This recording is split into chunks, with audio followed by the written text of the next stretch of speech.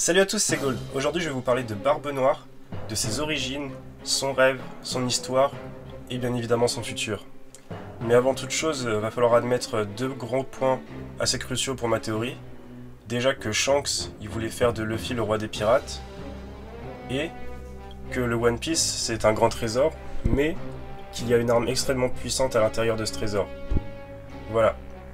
Je me suis basé également aussi sur la frise chronologique du site La Volonté du Di et des infos que j'ai récupérées dans les chapitres et un peu de l'anime aussi.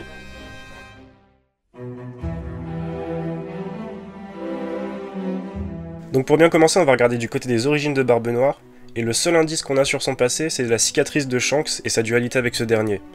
Donc on va essayer de deviner quand est-ce que Shanks a eu cette cicatrice. Au chapitre 0, on voit qu'en 1498, quand Shanks va se battre contre Shiki, il n'a pas de cicatrice.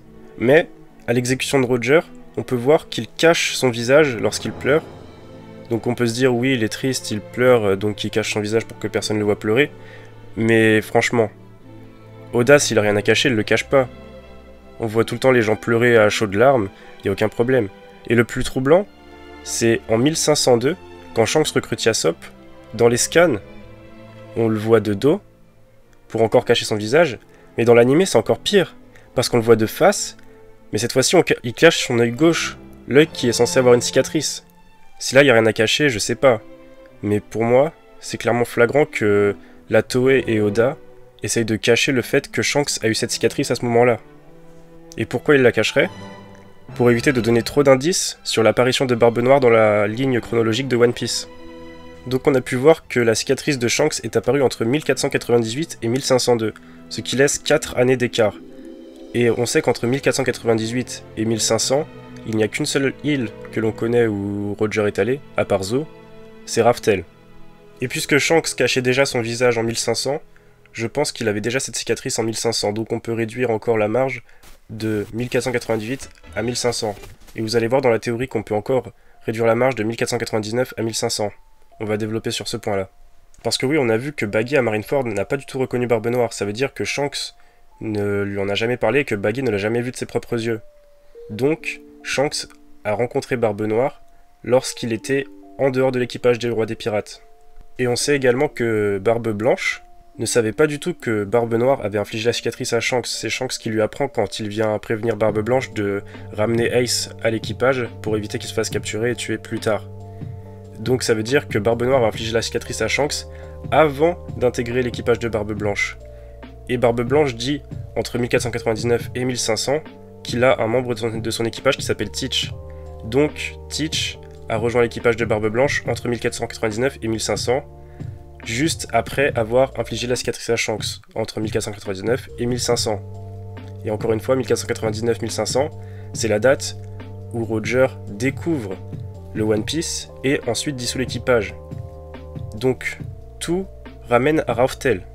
Après, la piste sur Raftel ne reste qu'une possibilité parmi tant d'autres, mais selon moi c'est la plus plausible parce que autant au niveau du scénario qu'au niveau symbolique, le fait que Barbe Noire vienne de Raftel, ça expliquerait pourquoi il connaît autant de choses sur les fruits du démon, pourquoi il a une constitution spéciale qui lui permet de manger plusieurs fruits du démon, et pourquoi il a un plan aussi bien rodé.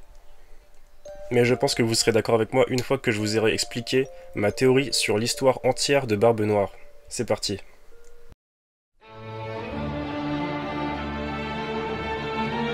Donc Barbe Noire serait née sur Raftel en 1484. Parce que oui, en fait, Raftel, c'est pas une île déserte juste avec un rio poneglyph et le One Piece à côté. Pour moi, ça serait les vestiges de l'ancien royaume des Di, et donc peuplé d'anciens guerriers très puissants et de très intelligents scientifiques, qui pourraient créer des armes très puissantes et ayant les possibilités de se battre. Mais pourquoi alors ils ne sortent pas de Raftel? Tout simplement parce qu'ils ont vécu des centenaires de guerre, et ils ne veulent pas revivre ça. Ils cherchent le roi des pirates ultime, celui qui cherche la liberté et celui qui ne cherche pas à gouverner. Donc eux, ils ne peuvent pas utiliser l'arme parce qu'ils ont la haine des Tenryubito, et ne veulent pas devenir les nouveaux tyrans de ce monde.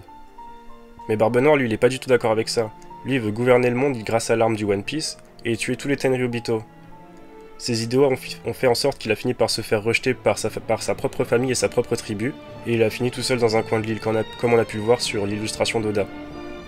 Sauf qu'en 1499, l'équipage de Roger arrive sur Raftel, et donc là, Shanks rencontre seul Teach sur un coin de l'île, et là ils commencent à devenir amis. Shanks lui raconte l'histoire du monde extérieur, lui parle des grands noms de la piraterie, et notamment Barbe Blanche, et tout ça donne envie à Teach de s'enfuir de l'île pour devenir un pirate. Donc il profite que l'équipage de Roger s'en aille, pour s'enfuir avec eux en se cachant dans le bateau ou par un autre moyen, je sais pas trop, et réussit à sortir de Raftel pour explorer le monde et devenir un pirate. Ah oui, et aussi pourquoi Roger n'a pas utilisé le One Piece pour libérer tout le monde?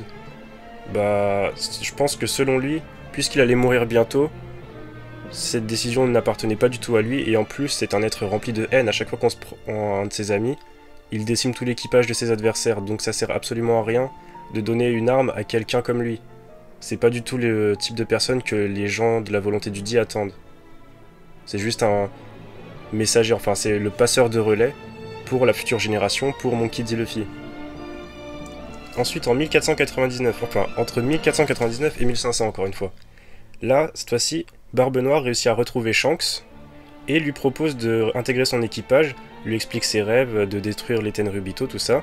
Mais Shanks lui il est pas du tout d'accord avec ça. La volonté de Roger c'était de trouver quelqu'un pour libérer tout le monde, pas pour juste détruire le gouvernement mondial et que ça soit le chaos. Donc il décide d'arrêter Barbe Noire, sauf qu'il se fait battre à plat de couture et se fait infliger une cicatrice par Barbe Noire, puis ce dernier finit par intégrer l'équipage de Teach pour gagner de la puissance, en apprendre plus sur le monde de la piraterie et avoir une chance de trouver son fruit du démon préféré, le Yami Yami no Mi.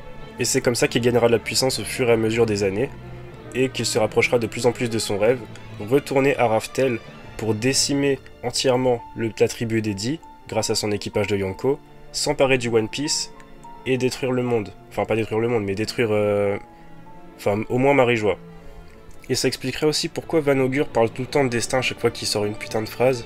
C'est parce que Barbe Noire a dû lui expliquer ses rêves, a dû expliquer ce qu'était le One Piece, ce qu'était Raftel, ce qu'était la volonté du Di. Donc tous ses compagnons de route sont imprégnés de la volonté du Di comme Barbe Noire. Sauf que ce n'est pas vraiment la volonté du Di, c'est plutôt la volonté de Marshall Di qui veut en fait faire régner le total chaos sur le monde et devenir le maître suprême.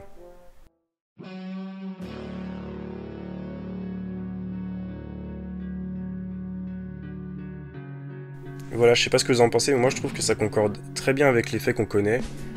L'approximation de l'apparition de la cicatrice de Shanks, les ambitions de Barbe Noire, etc. Et ça expliquerait aussi pourquoi Shanks connaît aussi bien le plan de Barbe Noire. Ça pourrait expliquer comment il a réussi à expliquer à Barbe Blanche le fait que Teach était en fait un traître qui se cachait dans ses rangs. Et ça expliquerait aussi pourquoi il dit à Barbe Blanche que la seule cicatrice qui le démange actuellement, c'est la cicatrice qu'il a à son œil, parce qu'il considérerait en fait Barbe Noire comme son ennemi juré, son ennemi personnel qu'il connaît très bien, qu'il l'a trahi, parce que Shanks, sur Raftel, quand il a rencontré Barbe Noire, il le considérait comme son ami, mais une fois qu'il est sorti de Raftel, il a compris en fait que Barbe Noire c'était juste un psychopathe qui voulait du pouvoir. Et ça expliquerait aussi pourquoi Shanks a voulu faire de Luffy le roi des pirates, parce que Shanks, au fond c'est le rival de Barbe Noire, mais vu que c'est sûrement pas un Di, il peut pas accéder au One Piece. Parce que probablement que One Piece a une condition spéciale, il faut que tu sois un Di pour l'utiliser. Donc Luffy est pour Shanks le vrai héritier de la volonté du Di, et celui qui réussira à battre Teach, l'homme le plus maléfique du monde. Ce qui rajouterait une énorme symbolique et ferait de Marshall D. Teach le méchant ultime de One Piece, car si Luffy gagne, les peuples entiers du monde seront libérés, les hommes poissons, tout ça, Zo, les Minks, tout le monde sera content, mais si Barbe Noire gagne, rien ne changera, ça sera juste les Tenryubito qui vont mourir, et Barbe Noire qui se met au trône à leur place. L'esclavagisme ne s'arrêtera jamais. Voilà, c'est tout pour la théorie d'aujourd'hui. Je vous ai expliqué en gros son origine, ses rêves et son futur et son histoire. Mais pour ce qui est de ses pouvoirs et tout, j'ai absolument aucune idée. Je sais que sa constitution est spéciale, je sais que ça peut venir de Raftel, mais précisément, j'ai absolument aucune idée de ce que ça peut être. Et je pense que c'est pareil pour tout le monde. C'est pour ça qu'il y a autant de théories, théorie du Cerbère, tout ça, tout ça. Mais si jamais on apprend d'autres éléments sur Barbe Noire dans les prochains chapitres, je serais super heureux de vous faire d'autres théories. Voilà, c'est tout pour aujourd'hui. Je tenais à vous remercier aussi, on est presque 200 abonnés à l'heure où je tourne la vidéo. Je vais sûrement la poster à Noël, donc peut-être qu'on en aura un peu plus, je sais pas. Mais merci pour votre soutien, merci pour les likes, merci pour les commentaires. Je les lis tous, j'essaye de répondre au maximum. Et je vous prévois plusieurs projets pour l'année prochaine, notamment le Manga King, d'autres projets encore en cours de développement, on verra si on les fait ou pas. Et on se voit pour la prochaine fois. Salut, joyeuses fêtes et joyeux Noël!